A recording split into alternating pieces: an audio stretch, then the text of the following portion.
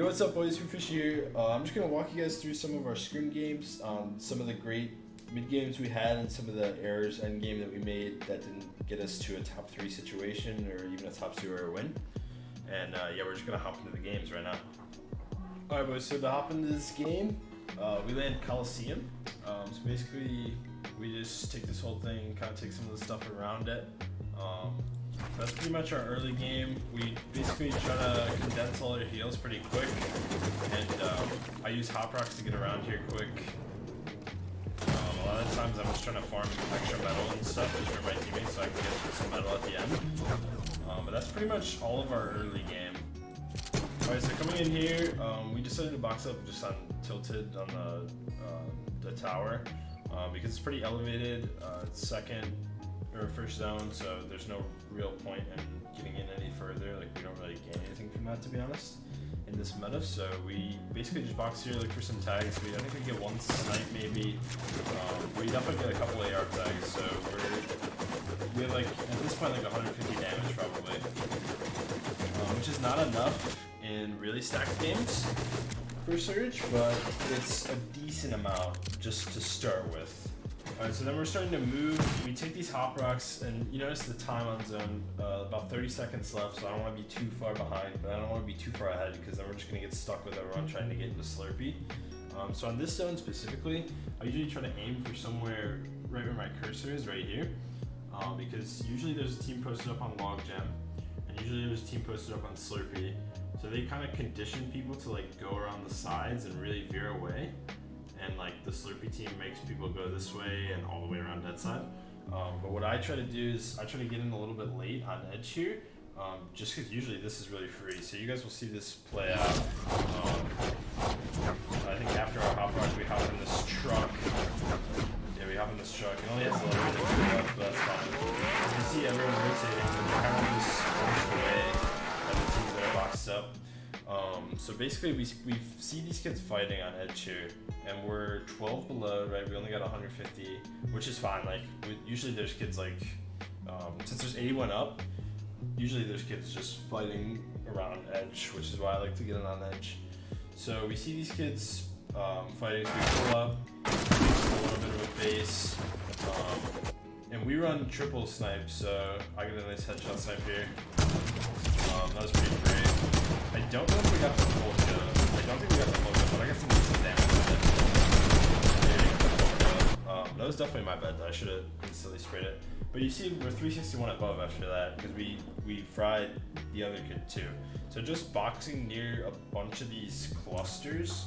So you like looking in the zone, how these kids have just like forced people around them, and then Slurpee just like forces people around. It's really free to just find an opening in that. Alright, so then we see these kids pre-fighting for Surge, and we knew that they were desperate early because they were just fighting. So we basically just farm a couple extra tags, and after we see zone pop, we kind of just move within like the first 20-ish seconds. So we're just still just waiting in for tag. But we're just moving now because it looks really free, right? There's only, because there's 2 high elevated points here and here, most of the people are on edge because they just can't move anymore. We're just coming through here. I kind of pop out with the sniper, I'm not gonna lie. This is why we run triple snipe pretty much every game. So here, this is what I told my teammates. So here, Joji got beamed here. And this is, I told my teammates to get behind these trees.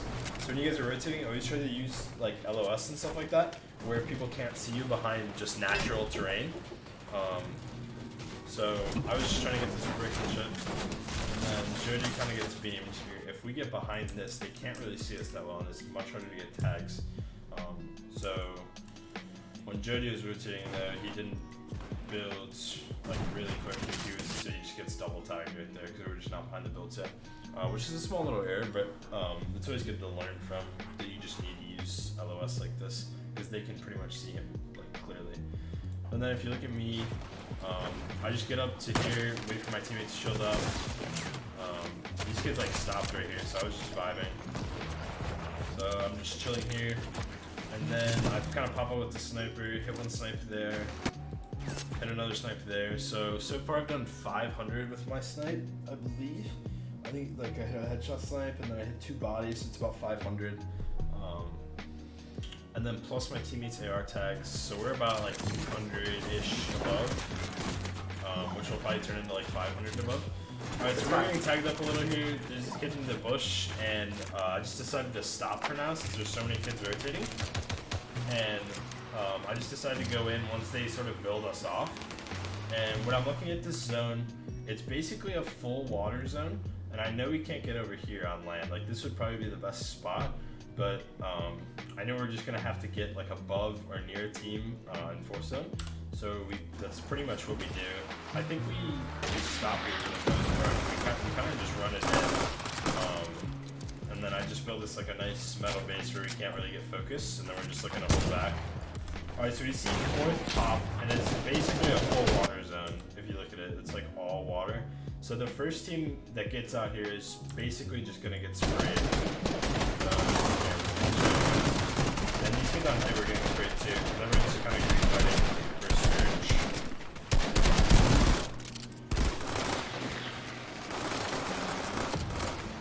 So we see all these kids rotating in here, and we know it's probably like time to leave soon.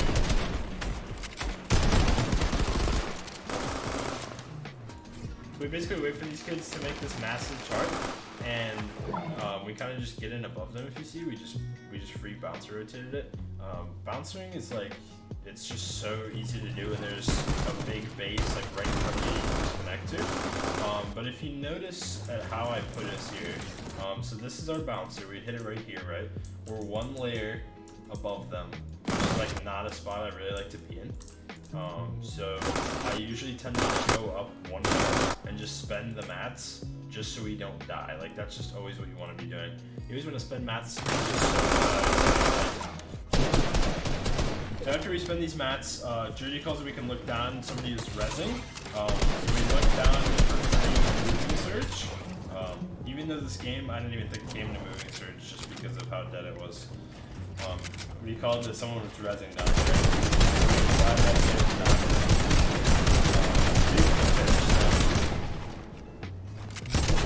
But still, just always looking for plays, looking for food, anything like that. Alright, so I see zone pull, and it pulls full water, right? So it pulls like all the way into water, which is just like the weirdest zone. So whoever gets out here first is pretty much just gonna get sprayed. So I know that there's two kids, or there was a team on height. I wasn't sure if it was 2 or 3. But I know that it's pretty free to set up a bouncer play. So I see all this, and after seeing all this, this is what I set up.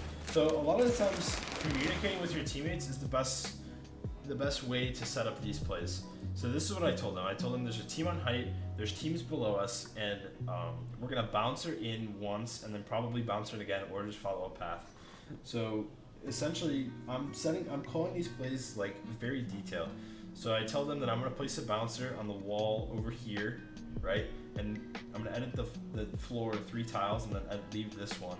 So they're going to have to break it and then hit the bouncer right with me. So watch like how easy it is once you tell your teammates what you're actually going to do. That's all you have to do is just tell them how the play is going to be made, and then you just make the play.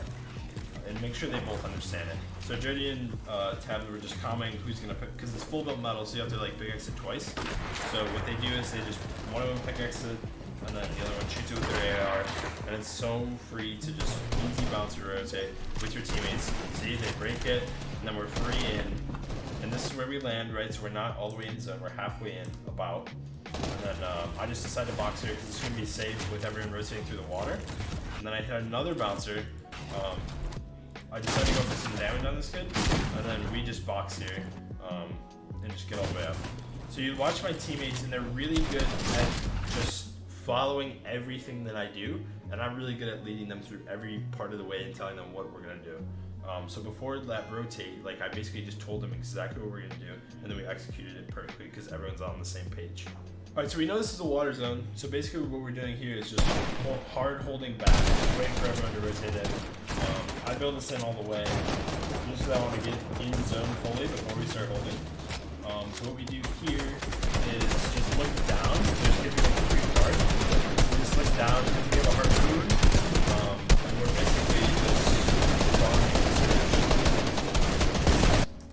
So we see these kids getting grief, we basically just pull, spray them, get that. Jody harpoons, pretty free.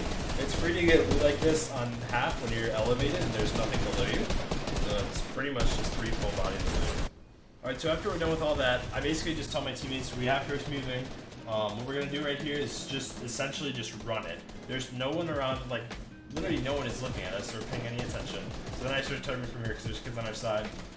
And this is a really important thing. So basically I start tarping here, right? And I see that this guy who is Qua jumps down into this box, and I don't know what they're doing in here. I don't have the time to pay attention, but I know my teammates are behind me.